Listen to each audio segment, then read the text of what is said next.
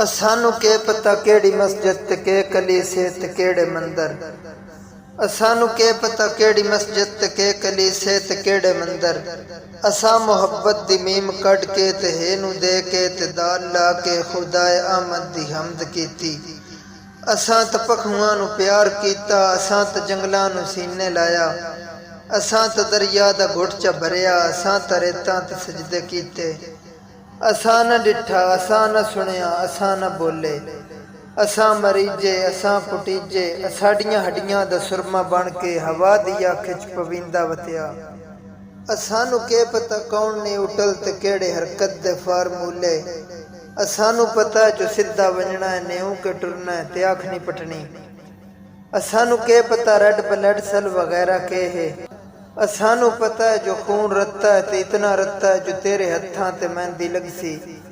असानू पता है जो फीसा गौरस तेरे बदन दे रियाजियत असूल बिल्कुल समझ नहीं सकिया।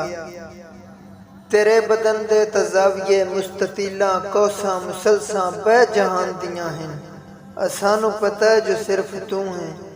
असानू पता है जहान तू है। असानू पता है जो कायनातां दा रोग किवें मुकामना है। असानू पता है जो तू उदास है ते तैनू किवें हसावना है। असानू पता है जो तू उदास है ते तैनू किवें हसावना है।